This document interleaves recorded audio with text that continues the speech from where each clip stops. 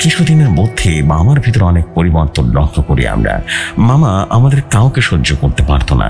এভাবে মামা আমাদেরকে ছেড়ে আলাদা হয়ে যায়। সেসব এক বাড়িতে থেকেও 4 বছর মামা আমাদের সাথে কথা বলেনি। তাও নানু বলতেন, মামা যদি এভাবে সুখে থাকে থাকুন না, ভালো থাকুক, তাও নানু কষ্ট নেই। আর কেটে যায় 5টা বছর। কিন্তু হঠাৎ একদিন আমার ছোট খালা কোমরে প্রচন্ড পরিমাণে ব্যথা শুরু হয়ে যায়। আমরা সবাই ভেবেছিলাম হয়তো এমনিতে ব্যথা, ওষুধ খেলেও, আর ডাক্তার দেখানো শুরু হলো। কিন্তু দিন দিন খালামনির অবস্থা খারাপ হতে শুরু করলো। আমার বয়স তখন কত হবে, 13 কিংবা 14 বছর।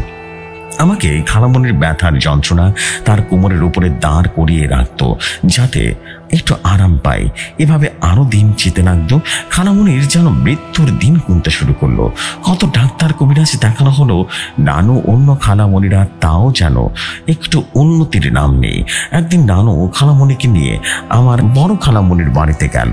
সেখানে বড় খালামনির একজন চাচা শ্বশুর ছোট খালামনিকে দেখে বলল, মেয়ে তো শেষ হয়ে যেতেছে রে, এখন যদি ভালো কবিরাজ না দেখাতে পারো তাহলে ওরা বাঁচিতে পারবা না।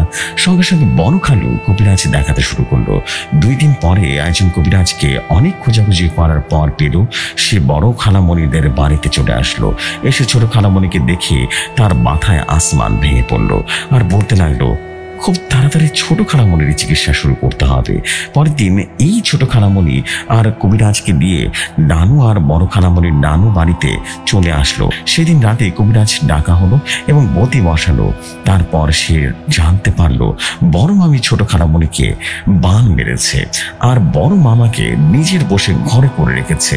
তখন মামাকে এসব বললে মামা মোটেও বিশ্বাস করতেন না, কারণ মামা অলরেডি তার বউয়ের বসে চলে এসেছে।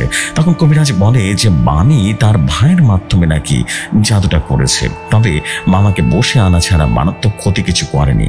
তখন কবিরাজ নানুকে জানায় যে খালামনিকে বান মারা হয়েছে, যেন মৃত্যুর দিকে ধাবিত হয়ে যায়, সাথে যেন কোনো বিষয়ে বিয়ের সম্বন্ধ না আসে। ভয়ের ব্যাপারে এই যে তখন খালামনির বেদ বা জাদুর মেয়াদ 1 মাসের মতো অবশিষ্ট ছিল, অর্থাৎ 1 মাস শেষ হলে তিনি মারা যেতেন। কবিরাজ তখন নানুকে জানায় যে জাদু কাটাতে কিন্তু কিছু উপকরণ লাগবে, যেমন 7 গাছের 7টা ফুল, 3টা সিংহ মাছ এবং আরো 100 হাত দড়ি। এরপর নানু কথা মতো সব এনে দেয়।